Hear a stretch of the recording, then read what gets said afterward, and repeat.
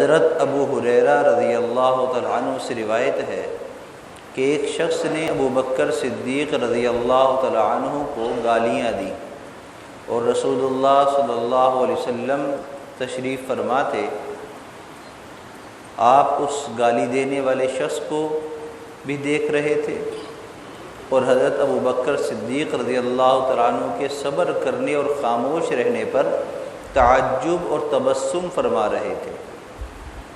پھر جب اس آدمی نے بہت ہی زیادہ گالیاں دیں اور زبان کو نہیں روکا تو حضرت ابو بکر صدیق رضی اللہ تعالیٰ عنہ نے بھی اس کی بعض باتوں کو اس پر الٹ دیا اور کچھ جواب دیا۔ بس رسول اللہ صلی اللہ علیہ وسلم ناراضگی کے ساتھ وہاں سے اٹھ کر چل دیے۔ حضرت ابو بکر صدیق رضی اللہ تعالیٰ عنہ چونکہ آپ بڑے قریبی ساتھی تھے، آپ کو فکر لاحق ہوئی کہ ابھی تک تو آپ بیٹھے ہوئے تھے اور جیسے ہی میں نے بات کی تو آپ اٹھ کر چلے گئے، تو آپ سے معذرت کرنے کی غرض سے اور آپ کی ناراضگی کا سبب معلوم کرنے کی غرض سے آپ کے پیچھے وہ بھی چلے، یہاں تک کہ حضرت ابو بکر صدیق رضی اللہ تعالیٰ عنہ آپ صلی اللہ علیہ وسلم کے پاس پہنچے تو عرض کیا، یا رسول اللہ صلی اللہ علیہ وسلم، وہ شخص مجھے گالیاں دیتا رہا اور آپ وہاں تشریف فرما رہے، پھر جب میں نے کچھ جواب دیا تو حضور آپ ناراض ہو کر اٹھ آئے۔ آپ نے ارشاد فرمایا کہ جب تک تم خاموش تھے اور صبر کر رہے تھے تو تمہارے ساتھ اللہ کا ایک فرشتہ تھا جو تمہاری طرف سے جواب دہی کر رہا تھا، پھر جب تم نے خود جواب دیا تو وہ فرشتہ تو چلا گیا، البتہ شیطان بیچ میں آ گیا۔ اس کے بعد آپ نے فرمایا کہ ابو بکر، 3 باتیں ایسی ہیں جو بالکل حق ہیں، سچ ہیں۔ پہلی بات یہ، جس بندے پر کوئی ظلم و زیادتی کی جائے اور وہ محض اللہ عز و جل کی رضا کے لیے درگزر کرے اور انتقام نہ لے، اللہ تعالیٰ اس کے بدلے میں اس کی بھرپور مدد فرمائیں گے، چاہے دنیا میں اور آخرت میں۔ کوئی ذلیل کرتا ہے، اللہ اس کو دنیا میں بھی عزت دیں گے اور آخرت میں بھی عزت دیں گے، شرط یہ ہے کہ صبر کرے، خاموش رہے۔ اور دوسری بات، جو شخص صلہ رحمی کرے اور دوسروں کو دینے کا دروازہ کھول لے، خوب خرچ کرے، یہ نہ دیکھے اپنا پرایا کون ہے، ظالم مظلوم کون ہے، فرق نہ کرے، سب پر خرچ کرے، تو اللہ تعالیٰ اس کے عوض اس پر بہت زیادہ اس کو نوازتے ہیں، بہت زیادہ عطا کرتے ہیں۔ اور تیسری بات، جو آدمی ضرورت سے مجبور ہو کر نہیں بلکہ صرف اپنی دولت بڑھانے کے لیے سوال کرے اور گداگری کا پیشہ اختیار کرے، دروازہ کھول لے، اللہ تعالیٰ اس کی دولت کو اور زیادہ کم کر دیں گے۔ یہ تینوں باتیں پکی ہیں۔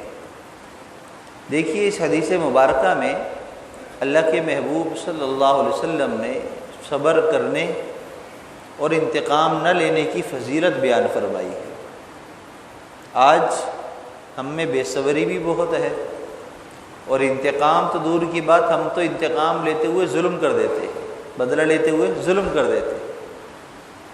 جیسے آپ کے ارشادات سے معلوم یہ ہوتا ہے کہ اگر کوئی شخص کسی پر ظلم کرے، تھپڑ مار دے، تو جواباً بھی تھپڑ مارنے والا اتنا ہی زور سے مارے جتنا پہلے نے مارا ہے تو برابری ہے، لیکن اگر مارنے والا طاقتور زیادہ ہو اور مارتے ہوئے زور زیادہ لگا لے یا مارنے کا انداز اس کا ایسا ہو کہ سامنے والے کو تکلیف اس سے زیادہ ہو جائے تو یہ پھر یہ ظالم بن جاتا ہے۔ بتائیے ذرا، تھوڑا سا فرق آ گیا، حالانکہ اس کا اپنا ارادہ نہ بھی ہو لیکن غیر ارادی طور پر بھی ایسا ہو گیا تو بھی ظالموں میں آ گیا، اس کے اوپر اب حق آ گیا، اس لیے کہ اس نے ہم زیادہ مار دیا اس کو۔ تو اسی لیے اللہ کے محبوب صلی اللہ علیہ وسلم نے بار بار ہر موقع پر، ہر واقعے پر، ہر ایسے موقع پر جب آپ پر ظلم ہوا، صحابہ پر ظلم ہوا، آپ نے معاف کرنے کی تلقین کی، معاف کیا کرو، انتقام نہ لیا کرو، معاف کیا کرو، اس لیے کہ معاف کرنے سے اللہ بہت زیادہ خوش ہوتے ہیں۔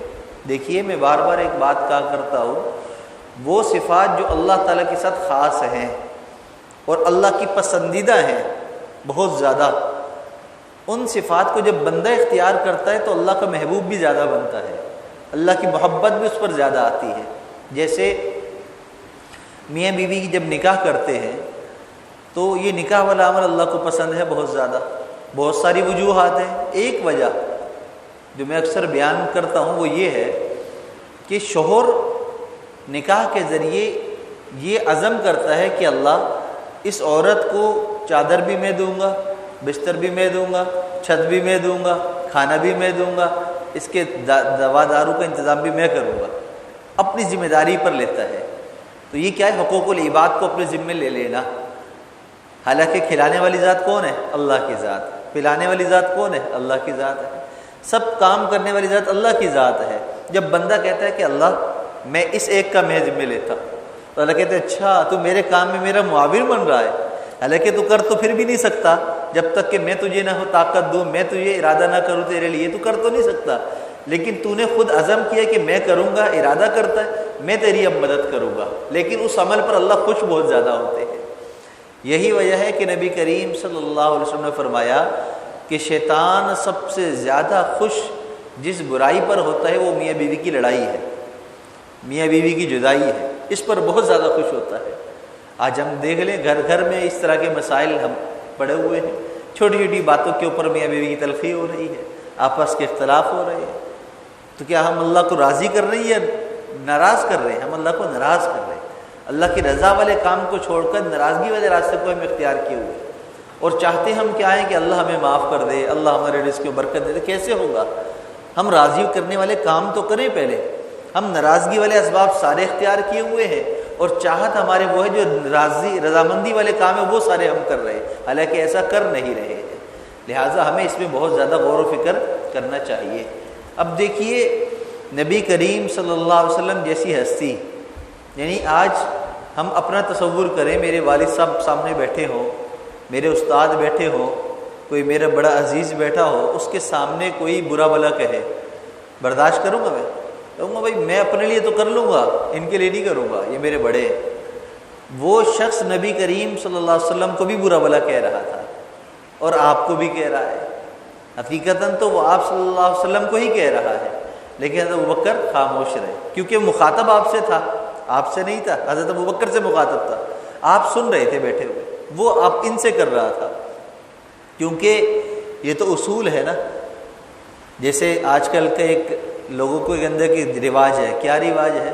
جن کو اسلام سے تکلیف ہے، قرآن سے، قرآن کی تعلیم سے تکلیف، وہ ڈائریکٹ اسلام اور قرآن کو برا نہیں کہتے، بلکہ علماء کو برا کہتے ہیں۔ کیوں؟ پتہ ہے کہ یہ علماء اسلام بیان کر رہے ہیں، ان کو برا بنا دو، اسلام خود ہی ختم ہے، راستہ اختیار کیا۔ نبی کریم صلی اللہ علیہ وسلم کی ذات کو برا ڈائریکٹ نہیں کہیں گے، صحابہ کو گالی دیں گے، تاکہ صحابہ کی شان کم ہوگی تو آپ کے ساتھیوں کی شان کم ہوئی تو آپ کی بھی کم ہو گئی، نیچے سے اوپر کی طرف آتے ہیں۔ تو وہ شخص بھی ڈائریکٹ آپ کو نہیں کہہ رہا، بلکہ حضرت ابوبکر سے مخاطب تھا، لیکن برا کہہ رہا تھا۔ حدیث مبارکہ کیا الفاظ ہے؟ گالیاں دے رہا تھا۔ اب گالی دینا کیسی بات ہوتی ہے کہ بہت زیادہ ناپسندیدہ بات ہو، ایسی باتیں کر رہا تھا۔ خاموشی سے سن رہے ہیں، آپ بیٹھے ہوئے ہیں اور مسکرا رہے ہیں، مسکرا رہے ہیں، لیکن جیسے ہی تب ابوبکر صدیق رضی اللہ عنہ نے ایک بات کی، آپ وہاں سے اٹھ کر چل پڑے۔ اور کیا وجہ بتلائی؟ جب تک آپ صبر کر رہے تھے ایک فرشتہ آپ کے ساتھ بیٹھا ہوا آپ کی طرف سے جواب دے رہا تھا۔ کتنی بڑی تسلی کی بات ہے ہمارے لیے کہ اگر آج کوئی ہمیں کچھ کہہ رہا ہو، ہم فوراً کہتے ہیں، یوں دیکھتے ہیں، ہم اس کو بھی جواب دیتے ہیں اور کہہ بھی دیتے ہیں۔ کیوں بھائی؟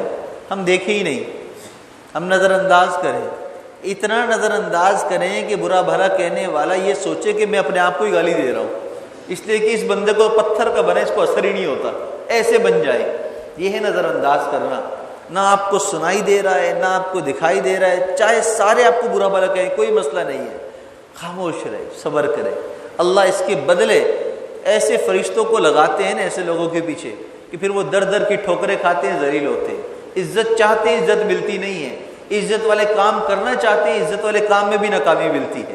وجہ کیا؟ نیت کی خرابی، دوسروں کو بے عزت کرنا، دوسروں کو حقیر بنانا۔ اللہ کو یہ بات پسند نہیں ہے۔ فرمایا کہ ابوبکر آپ کی طرف سے فرشتہ بیٹھا ہوا جواب دے رہا تھا، لیکن جیسے ہی آپ بولے تو فرشتہ اٹھ کر چلا گیا، شیطان آ گیا۔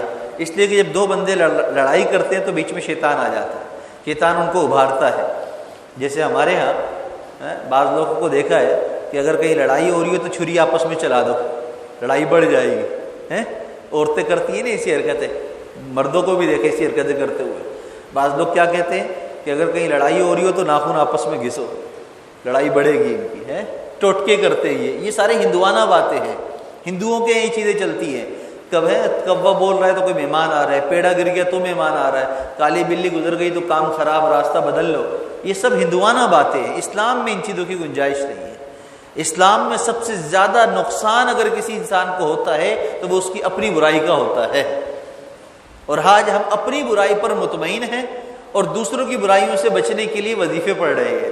بتاؤ ذرا, مطلب نقصان جس چیز کا زیادہ ہے وہ تو ہم چھوڑ نہیں رہے, وہ ہے اپنی برائی, وہ نہیں چھوڑ رہے.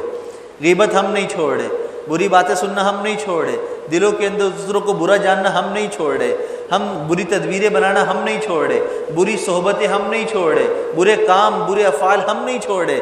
لیکن وظیفے کس لیے پڑھیں؟ سامنے والے کی برائی سے ہم بچ جائیں. اس کی برائی سے 100% بچ رہے ہو, وظیفہ بالکل کامل ہے, لیکن نقصان اپنی برائی کا ہو رہا ہے. لہذا اپنی برائی سے بچنے کا بھی اہتمام کرنا چاہیے.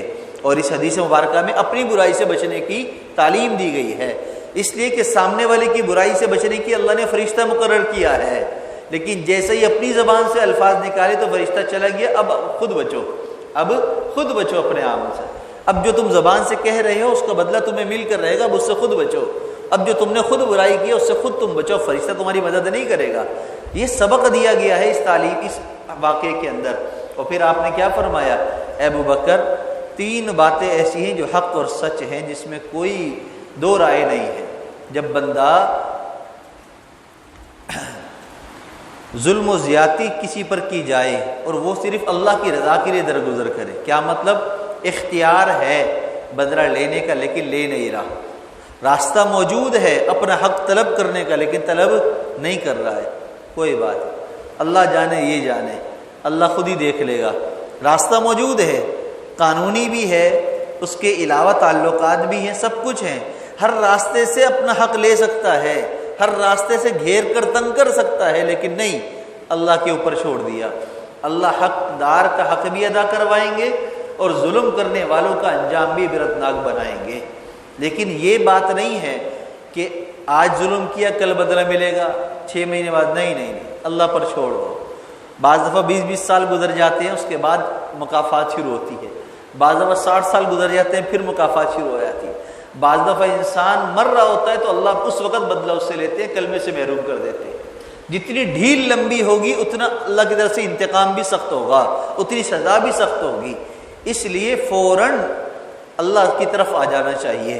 صحابہ کرام رضوان اللہ علیہ مجمعین کی عادت مبارکہ یہ تھی, ان سے کوئی غلطی ہوتی, کوئی ایسی بات زبان سے نکل جاتی, فوراً آپ کے پاس آ جاتے, یا رسول اللہ ہم آخرت کا انتظار نہیں کر سکتے, وہاں کے ہم انتقام سے ڈرتے ہیں, جو معاملہ یہیں پر کر دیں. یہی وجہ ہے کہ زنا کے واقعات بھی ہوئے, جھوٹ کے بھی ہوئے, چوری کے بھی ہوئے, تو فوراً سزائیں لگیں. یہ امت کو تعلیم دینا مقصد تھا, ورنہ اللہ تعالیٰ چاہتے تو صحابہ کرام سے ایک بھی غلطی نہ ہوتی. اس لیے کہ صحابہ بھی محفوظ تھے نا, انبیاء معصوم, ہر طرف سے بچائے ہوئے, اور صحابہ آپ کی صحبت کی وجہ سے محفوظ تھے, ایک خول میں آ گئے. بالکل ایسے ہی جیسے اولاد ماں باپ کی وجہ سے محفوظ ہوتی ہے. فرمایا نا, جب تک کہ تمہارے ماں باپ زندہ ہیں تو پھر جو چاہے کرو, اس لیے کہ ان کی دعاؤں سے تمہارے سارے کام بن جاتے ہیں, ان کی خدمت سے تمہارے سارے کام بن جاتے ہیں. لیکن ماں باپ جب دنیا میں نہیں رہتے پھر ڈرو, پھر دعا بھی کرو تو احتیاط سے کرو, پتہ نہیں قبول ہو نہ ہو, اس لیے کہ تمہارے لیے دعائیں کرنے والا کوئی نہیں رہا. بالکل اسی طریقے سے صحابہ کرام کی مثال تو ایسی ہے جیسے اولاد کی مثال. آپ صلی اللہ علیہ وسلم کے آپ صحبت میں آئے تو محفوظ ہو گئے, آپ کی وجہ سے اللہ کی طرف سے احاطے میں آ گئے. اللہ تعالیٰ چاہتے تو ان حفاظت شدہ لوگوں سے کوئی گناہ نہ ہونے دیتے, کوئی برائی نہ ہونے دیتے, لیکن اللہ تعالیٰ کی طرف کی منشا کے مطابق ہی سارے معاملات ہوئے. ان سے ایسی کوتاہیاں ہوئیں جس کی سزائیں مقرر ہوئیں, پھر لگائی گئیں, تاکہ امت کو تعلیم دی گئی کہ دیکھو اللہ کی حدود ایسی ہیں کہ ان کو اگر تم پورا کرو گے تو پھر آخرت تمہاری بچ جائے گی, آخرت میں تم بچ جاؤ گے. اگر تم اللہ کی حدود کے مقابل آؤ گے اور اس کے اندر کوتاہی کرو گے تو پھر نہیں بچ سکو گے. اللہ کے محبوب صلی اللہ علیہ وسلم نے فرمایا کہ دیکھو, صحابی فرماتے ہیں حضرت موسیٰ علیہ السلام نے اللہ تعالیٰ سے سوال کیا, اے اللہ آپ کے بندوں میں کون ایسا ہے جو زیادہ باعزت ہے، زیادہ باعزت ہے آپ کے ہاں؟ اللہ تعالیٰ نے فرمایا کہ اے میرے کلیم، جو قصور کرنے والے پر قابو پا لے اور پھر بھی قصور معاف کر دے، وہ سب سے زیادہ باعزت ہے۔ اختیار مل گیا، طاقت مل گئی، بدلہ لے سکتا ہے، اب نہیں لے رہا، نہیں، اللہ کے لیے معاف کر دیا۔ اس کی مثالیں بے شمار ہیں۔ نبی کریم صلی اللہ علیہ وسلم غزوہ احد میں آپ پر حملہ ہوا، آپ زخمی ہوئے۔ ایک عامر نامی شخص تھا، اس نے غزوہ احد جس میدان میں ہوا وہاں پر گڑھے کھودوائے تھے تاکہ مسلمانوں کو اس میں تکلیف پہنچے، کیونکہ زمین سیدھی ہوگی تو لڑائی آسان ہوگی، اونچی نیچی ہوگی، گڑھے ہوں گے تو پھر ڈر کہیں گڑھے میں نہ گر جائیں، اس سے بھی بچنا، سامنے دشمن سے بھی مقابلہ کرنا مشکل ہوگا۔ اللہ کی شان، نبی کریم صلی اللہ علیہ وسلم بھی کافروں نے جب حملہ کیا تو اس وقت آپ کا پاؤں بھی پھسلا اور آپ بھی گڑھے میں چلے گئے، جس کی وجہ سے آپ زخمی بھی ہوئے اور آپ کو زخم بھی لگے، کافروں کی طرف سے بھی بہت تیر برسائے گئے آپ پر، آپ کے دندان مبارک بھی شہید ہوئے، اتنی تکلیف آپ کو پہنچی، آپ زخمی ہوئے، خون آپ کا بہا، آپ کے دندان مبارک شہید ہوئے، آپ کے نعوذ باللہ قتل ہو جانے کی افواہ پھیلا دی گئی میدان جہاد میں، جس کی وجہ سے مسلمان صحابہ کرام کے دل جو ہے وہ غمزدہ بھی ہوئے اور وہ پسپا بھی ہونے لگے۔ لیکن پھر ایک صحابی نے نعرہ بلند کیا اور بتلایا کہ آپ تو زندہ ہیں، آپ یہاں پر موجود ہیں۔ صحابہ پھر جمع ہوئے، پھر حملہ کیا اور اللہ نے فتح عطا فرما دی۔ لیکن اس موقع پر بھی نبی کریم صلی اللہ علیہ وسلم نے کیا فرمایا؟ اللہم اہد قومی، اے اللہ میرے قوم کو ہدایت عطا فرما، فإنہم لا یعلمون، وہ مجھے جانتے نہیں ہیں، مجھے جانتے نہیں ہیں، زخم کھا رہے ہیں لیکن پھر بھی آپ معاف فرما رہے ہیں۔ جس کو شاعر نے بڑے عجیب انداز میں نقل کیا، جو عاصی کو کمبلی میں اپنی چھپا لے، تو دشمن کو بھی زخم کھا کر دعا دے، اسے اور کیا نام دے گا زمانہ، وہ رحمت نہیں تو پھر کیا ہے، پھر اور کیا ہے؟ رحمت ہی تو ہے، آپ کا ہر عمل، ہر بات، ہر چیز رحمت ہی رحمت ہے امت کے لیے۔ آپ نے بتلا دیا، زخم جتنے بھی کھا لو، معاف کر دینا ہی اللہ کو پسند ہے، سب سے زیادہ پسندیدہ عمل ہی معاف کر دینا ہے۔ تو اس لیے ہمیں چاہیے کہ ہم بھی درگزر کیا کریں، ہم بھی معاف کیا کریں۔ حق مانگنا آسان ہے، حق وصول کرنے کے بہت سارے راستے ہوا کرتے ہیں، لیکن معاف کر دینے کا راستہ وہ ہے جو ڈائریکٹ اللہ تک انسان کو پہنچا دیتا ہے۔ دیکھیے، ہم بالکل معصوم تو ہیں نہیں، ہم محفوظ بھی نہیں ہیں، گناہ ہم سے ہوتے ہیں، خطائیں ہوتی ہیں، کبھی تنہا میں گناہ ہو جاتے ہیں، کبھی محفل میں گناہ ہو جاتے ہیں، کبھی بازار میں بد نظری ہو جاتی ہے، کبھی شادی بیاہ کے اندر گانے سن لیتے ہیں، کوئی بد نظری کر لیتے ہیں، بہت سارے گناہ ہوتے رہتے ہیں، اور کچھ نہیں تو ہم برا دوسروں کو جان کر برائی کر رہے ہوتے ہیں، مسجد میں بیٹھے ہوتے ہیں، نمازیوں کے بارے میں برائی کر رہے ہوتے ہیں، اپنے ساتھ بیٹھنے والوں کے ساتھ ہم اچھا سلوک نہیں کر رہے ہوتے، ہم صرف اس لیے یوں ہاتھ کر کے بیٹھے ہوتے ہیں تاکہ دوسرے کو تکلیف ہوتی رہے، اس کو جگہ نہ ملے، یہ بھی تو برائی ہے۔ لوگ بیٹھے ہیں کندھے پھلانگ کر آگے آنا، یہ سب برائیاں بہت ساری ہیں جو ہم یہاں بھی کر رہے ہوتے ہیں۔ تو عقل مند شخص وہ ہے جو اپنی ان بہت ساری برائیوں کو دیکھتا رہے اور ساتھ ساتھ صرف معافی اللہ سے مانگتا رہے، اور اگر کوئی حق تلفی کر دے، کوئی برا بلا کہہ دے، جاؤ یار اللہ کے لیے معاف کیا ہے، فوراً معاف کر دو، فوراً معاف کر دو، معاف کرنے میں دیر نہ کرو، اس لیے کہ رب کی طرف پہنچنے کا سب سے تیز ترین راستہ معافی ہے۔ جتنا جلدی معاف کرو گے اتنا جلدی اللہ کا تقرب ملے گا، اور اللہ کا تقرب جس کو مل جائے گا اس کے کام بن جائیں گے۔ حضرت حمزہ رضی اللہ تعالیٰ عنہ نبی کریم صلی اللہ علیہ وسلم کے سب سے چھوٹے چچا، آپ کے دوست بھی تھے، ہم عمر بھی تھے، آپ کے دوست بھی تھے، آپ سے بڑی محبت تھی، دوستانہ انداز میں زندگی گزاری۔ غزوہ احد میں وحشی نے شہید کر دیا آپ کو، اور بعد میں یہ اسلام بھی لے آئے۔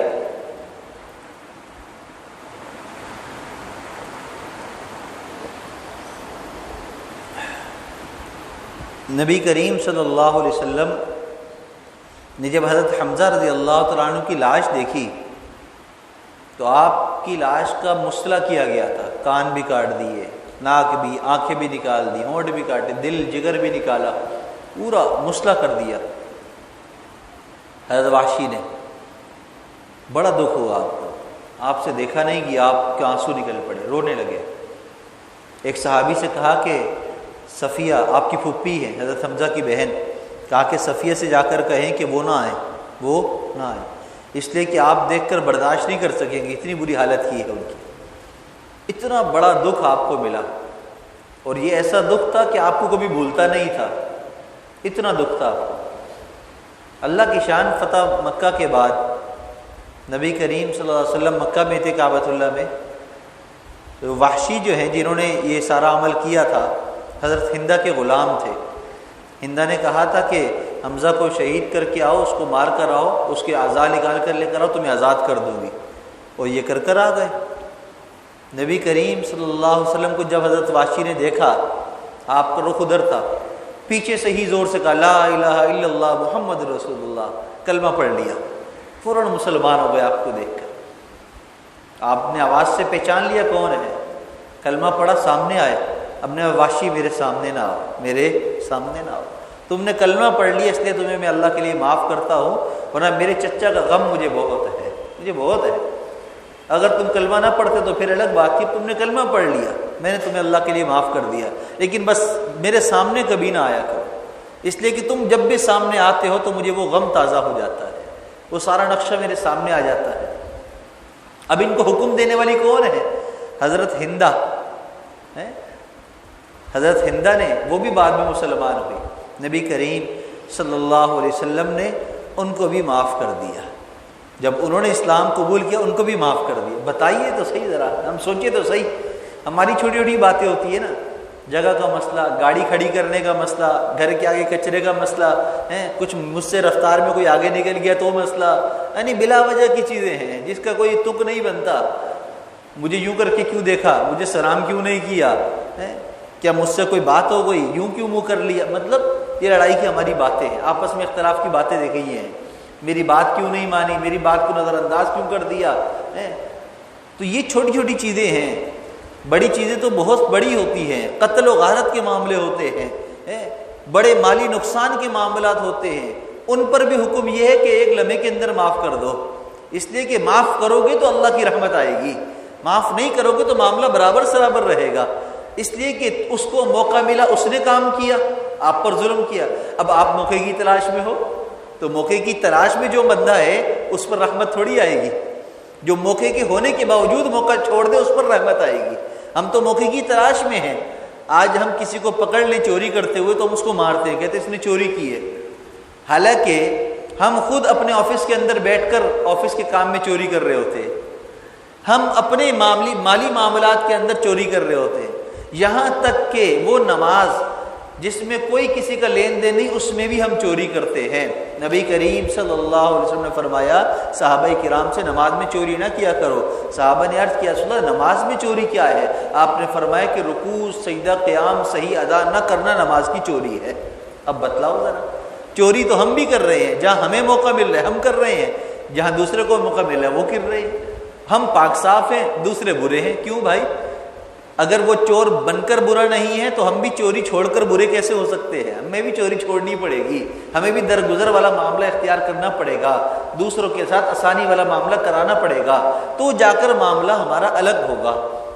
الگ ہم چاہتے ہیں کہ سب سے الگ ہو جائیں، لیکن معاملات دوسروں سے الگ ہم کرنا نہیں چاہتے ہیں۔ نبی کریم صلی اللہ علیہ وسلم کے واقعات میں، آپ کی تعلیمات میں بے شمار ایسی چیزیں ہمیں ملتی ہیں جس میں صرف ایک ہی بات ملتی ہے، انتقام نہ لو، درگزر کرو، معاف کرو، اللہ اس سے خوش ہو جائیں گے۔ انتقام لینے والوں سے اللہ خوش اتنا نہیں ہوتے، معاف کرنے والوں سے اللہ زیادہ خوش ہوتے ہیں۔ میری جان کا کوئی دشمن ہو گیا کو بھی کوئی بات نہیں، اللہ کے لیے معاف کر دو۔ نبی کریم صلی اللہ علیہ وسلم نے قلعہ خیبر فتح کیا، یہودی آپ کے دشمن ہو گئے، یہودیوں کا قلعہ تھا نا، یہودیوں کو نکال دیا وہاں سے، یہودی دشمن ہو گئے۔ ایک یہودی عورت نے گوشت میں کھانے میں زہر ملایا، آپ کے لیے ہدیہ بھیجا، آپ کے پاس کھانا لایا گیا، پکا ہوا کھانا، آپ کو پتہ نہیں چلا، آپ نے ایک لقمہ اس کو اٹھایا کھایا، محسوس ہوا اس میں زہر ہے، اس میں زہر ہے، آپ نے نکال دیا، لیکن وہ منہ میں لقمہ لینے کی وجہ سے آپ پر اثر ہوا، زہر کا اثر ہوا، جس کی وجہ سے آپ کو آخری وقت تک تکلیف رہی، اس زہر کی وجہ سے۔ ایسا نہیں تھا کہ آپ کوئی فرشتے تھے آپ کو تکلیف نہیں ہوتی، آپ کو بھی ہوتی تھی، لیکن آپ نے تحقیق اگر ایک کھانا کہاں سے آیا ہے، پتہ چل گیا کس نے بھیجا ہے، پکڑوایا اس عورت کو، پکڑ کے لایا گیا۔ جب اس کو لایا گیا اس نے اقرار کر لیا، یا رسول اللہ ہاں میں نے زہر ملایا تھا، لیکن پھر ساتھ ساتھ کلمہ پڑھ کر مسلمان بھی ہو گئی۔ آپ نے فرمایا کہ جاؤ اللہ کے لیے تو یہ معاف کر دیا۔ یعنی جان کی دشمن زہر کھلانے والی عورت کو بھی آپ اللہ کے لیے معاف کر رہے ہیں، اور ہم جان تو دور کی بات ہے، ہماری جو عزت بنی بنائی ہے نہیں، جو ہم نے بنائی ہوئی عزت ہے، اس میں بھی کوئی ٹانگ اڑا دے تو ہمیں انتقام لینے کا جنون چڑھ جاتا ہے۔ دوسرے نے ایسا کیوں کر دیا، وہ آیا کیوں نہیں میرے پاس، وہ جھکا کیوں نہیں میرے پاس، میں نے اس پر احسان کیا تھا 5 سال پہلے، ابھی تک نہیں آیا وہ ہے، ہم یہ سوچتے ہیں اور اس کی وجہ سے دشمنیاں پالتے ہیں۔ تو بھئی ہمیں بھی تھوڑا خیال کرنا چاہیے، قرب قیامت کا زمانہ ہے، فتنے بہت زیادہ ہیں، اسلام اور مسلمانوں کو بدنام کرنے کے لیے نئے نئے حربے اختیار کیے جا رہے ہیں، ہماری مساجد کو، مدارس کو، ہمارے علماء کو بھی استعمال کیا جا رہا ہے، تو ہمیں بہت زیادہ محتاط رہنا چاہیے اور اللہ سے دعا مانگنی چاہیے، اللہ تو ہر قسم کے فتنے شر سے ہماری اور ہماری اولادوں کی حفاظت فرما۔ جب تک ہم دعا کا اہتمام نہیں کریں گے معاملہ درست نہیں ہوگا۔ دعا واحد حل ہے تمام مسائل کا، یہاں تک کہ فرمایا کہ بڑی بڑی عذابوں کو، ہواؤں کے رخ کو اللہ دعاؤں کی برکت سے پھیر دیا کرتے ہیں۔